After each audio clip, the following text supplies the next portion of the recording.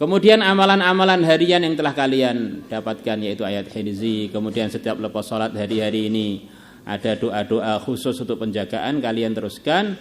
Dan berjemur kalian teruskan. Terus dengan teman-teman renggang-renggang 1 meter atau 10 meter juga ahlan wa sahlan. Nah, itu diteruskan kehati-hatian itu.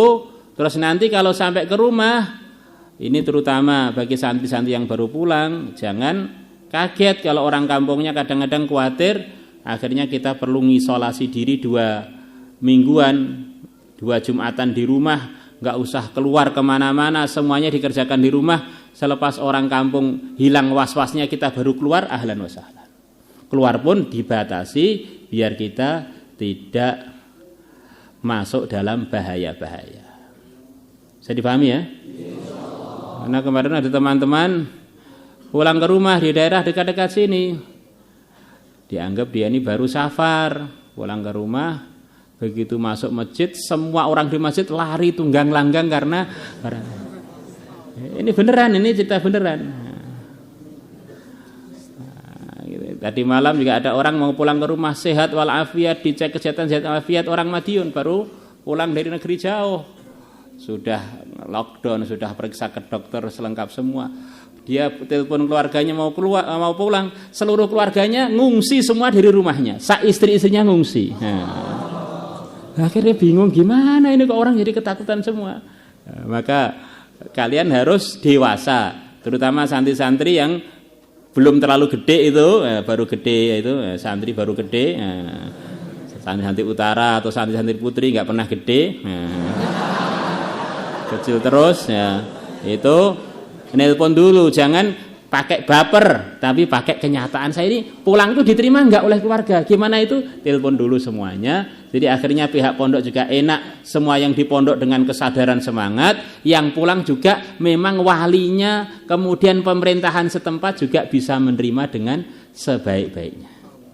Kita nanti akan koordinasi dengan kepolisian itu untuk bis-bisnya itu bisa sampai ke tempat tujuan tentu saja yang tidak istilahnya sekarang mungkin zona-zona merah itu.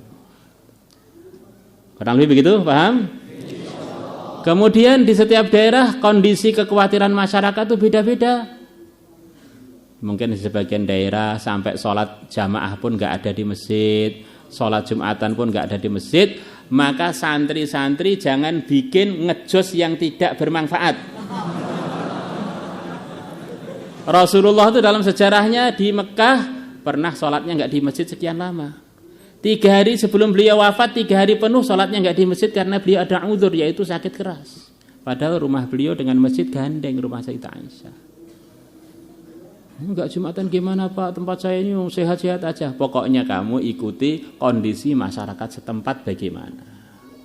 Ini dianggap ada uzur oleh para ilmuwan, dianggap ada uzur. Ini urusan ini sepakat. Daerah-daerah yang sudah enggak berani Jumatan kalian jangan nyalahkan. Karena perasaan orang yang khawatir ini wabah ini benar-benar mengerikan. Kok wabah mengerikan? Kita ini sudah berangkat Jumatan ke masjid, laki-laki ya sudah berangkat Jumatan. Tengah-tengah berangkat atau sudah sampai tempat tiba-tiba perus mules loh. Kita diizinkan, malah nek perlu diwajibkan keluar dari masjid, kalau enggak bonjol di masjid toh. Padahal risikonya berak di masjid paling apa ya? Paling kotor semua. Ini kalau wabah ini perasaan orang-orang itu lebih dari itu, bisa copot nyawanya gitu. Bukan sekedar urusan kebelet ngising. Ya ini gambaran mudahnya begitu itu. Jadi perasaan orang itu uzurnya itu Masya Allah. Jadi sudah melebihi ngudur ngising lipet-lipet gitu loh. Kita ini nggak ada ngudur apa-apa ke masjid, mau ngising ya langsung keluar sampai di WC sampai selesai Jumatan nggak dosa. Karena apa? Karena gara-gara perut. Nah, ini gara-gara lebih dari itu perasaan orang-orang yang sedang khawatir itu. Maka tidak usah terus wah ini orang-orang ini belum tauhidnya belum mantap ini akhirnya.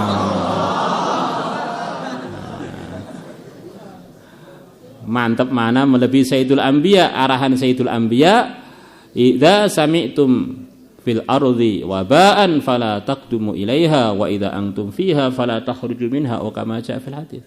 Kalau kalian mendengar di satu daerah